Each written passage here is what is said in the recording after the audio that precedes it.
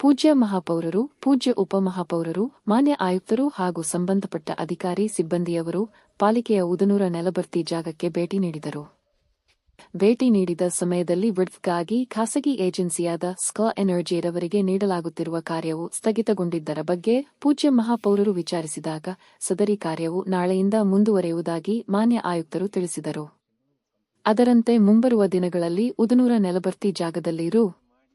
11.01 ಕೋಟಿಗಳಲ್ಲಿ material recovery facility ಮರ್ಫ್ ಯನ್ನು ಅಳವಡಿಸಲಾಗುವುದು ಹಾಗೂ ಈಗಾಗಲೇ ಲೀಚೇಟ್ ಟ್ರೀಟ್ಮೆಂಟ್ ಪ್ಲಾಂಟ್ ಲ್ಯುಪ್ ಕಾರ್ಯ ಚಾಲ್ತಿಯಲ್ಲಿರುತ್ತದೆ. ಸದ್ಯ ನೆಲಭರ್ತಿ ಜಾಗದಲ್ಲಿ ಸಂಗ್ರಹಣೆಯಾಗಿರುವ ಪಾರಂಪರಿಕ ತ್ಯಾಜ್ಯವನ್ನು ವೈಜ್ಞಾನಿಕ ವಿಲೇವಾರಿಗಾಗಿ ಕರೆಯಲಾದ ಟೆಂಡರ್ ಮಾನ್ಯ ನಿರ್ದೇಶಕರು ಸ್ವಚ್ಛ ಭಾರತ ಮಿಷನ್ ನಗರ ರವರಿಂದ ಆರ್ಥಿಕ ಬಿಡ್ ಅನುಮೋದನೆ ಬಾಕಿ ಇರುತ್ತದೆ. ಸದರಿ ಟೆಂಡರ್ ಪ್ರಕ್ರಿಯೆ ಪೂರ್ಣಗೊಂಡ ನಂತರ ಪಾರಂಪರಿಕ ತ್ಯಾಜ್ಯವನ್ನು ಕ್ರಮೇಣವಾಗಿ ವೈಜ್ಞಾನಿಕವಾಗಿ ವಿಲೆ ಮಾಡಲಾಗುವುದು. ಮುಂಬರುವ ದಿನಗಳಲ್ಲಿ ನಗರದಿಂದ ಸಂಗ್ರಹಿಸಲಾದ ತ್ಯಾಜ್ಯವನ್ನು ಸಂಸ್ಕರಿಸಿ ವಿಲೆ ಮಾಡಲಾಗುವುದು. ಇದರಿಂದ ಕಲಬುರಗಿ ನಗರವು ಸಂಪೂರ್ಣ ಶೂನ್ಯ ತ್ಯಾಜ್ಯ ನಗರವಾಗುವುದೆಂದು ಮಾನ್ಯ ಆಯುಕ್ತರು ತಿಳಿಸಿದರು.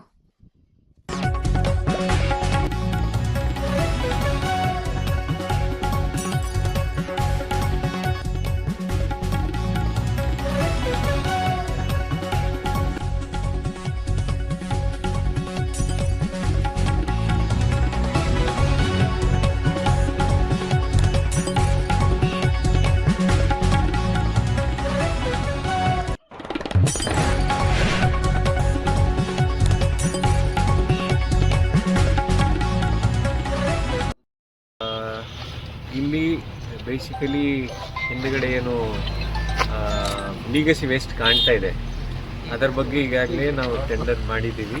ಅದು ಗೌರ್ಮೆಂಟ್ಗೆ ಕಳಿಸಲಾಗಿದೆ. ವರ್ಕ್ ಆರ್ಡರ್ ಆದ ತಕ್ಷಣ ಲೀಗಸಿ ವೇಸ್ಟ್ ಏನಿದೆ ಅದು ನಾವು ಕ್ಲಿಯರ್ ಮಾಡ್ತೀವಿ. ಅಂದರೆ ಇಲ್ಲಿ ಯಾವುದೇ ರೀತಿ ಏನು ಕಸ ಕಾಣ್ತಾ ಇದೆ ಅದು ಇರೋದಿಲ್ಲ. ಜೊತೆಗೆ ಈ ನಮ್ಮದು ಪ್ರೊಸೆಸಿಂಗ್ ಏನಿದೆ ವೇಸ್ಟ್ ಪ್ರೊಸೆಸಿಂಗ್ ಯಾವ ರೀತಿ ನಾವು ಝೀರೋ ವೇಸ್ಟ್ ತರಬಹುದು ಅಂತ ಇವತ್ತು ನಾವು MRF ಪ್ಲಾಂಟ್ ಮತ್ತು ಲೀಗಸಿ ವೇಸ್ಟ್ ಅದು ಕ್ಲಿಯರಿಂಗ್ ನಾವು ಮಾಡ್ತೀವಿ. ಜೊತೆಗೆ ಲೀಚೆಟ್ ಟ್ರೀಟ್ಮೆಂಟ್ ಪ್ಲಾಂಟ್ ಮತ್ತು ಸೈಂಟಿಫಿಕ್ ಇದು SLF ಅಂತ ಇನ್ನೊಂದು ಇದೆ. ಆ ಕಾಂಪೋನೆಂಟ್ ಬಂದ ನಂತರ SLF ಇದೆ, ಜೊತೆಗೆ ಸ್ಯಾನಿಟರಿ ಲ್ಯಾಂಡ್ ಫಿಲ್ಸ್, ಜೊತೆಗೆ MRF facility plus legacy waste plus ಈ ಎಕ್ಸಿಸ್ಟಿಂಗ್ ಪ್ಲಾಂಟ್ ಏನಿದೆ. ಅಂದರೆ ನಾವು ಇವೆಲ್ಲ ಮಾಡಿದ ನಂತರ ಜೀರೋ ವೇಸ್ಟ್ ಪ್ರೊಡ್ಯೂಸ್ ಮಾಡ್ತೀವಿ. ನಾವು ಕಸ ತರ್ತಾ ಇದ್ದೀವಿ ಸಿಟಿಯಿಂದ, ಅದು ಜೀರೋ ವೇಸ್ಟ್ ಮಾಡಿ ಅಂದರೆ ಜೀರೋ ವೇಸ್ಟ್ ರೀತಿ ಅದನ್ನು ಅಂದರೆ ಅದು ಕ್ರಿಯೇಟ್ ಮಾಡ್ತೀವಿ. ಸೊ ಇವತ್ತು ಏನು ಪರಿಣಾಮದಲ್ಲಿ ಏನೇನಾಗಿದೆ ಯಾವ ರೀತಿ ನಾವು ಮಾತನಾಡಿದ್ರೆ ಕೆಲಸ ಅಲ್ಲ ನಂತರ ಸ್ವಲ್ಪ ಒಂದು 3 ತಿಂಗಳೊಳಗೆ ಇಲ್ಲಿ ನಿಮಗೆ ಸ್ವಲ್ಪ ಇಂಪ್ಲಿಮೆಂಟ್ ಅದು. ವಿಜಯ ಧ್ವಜ ನ್ಯೂಸ್, ಇದು ಕನ್ನಡಿಗರ ಧ್ವನಿ.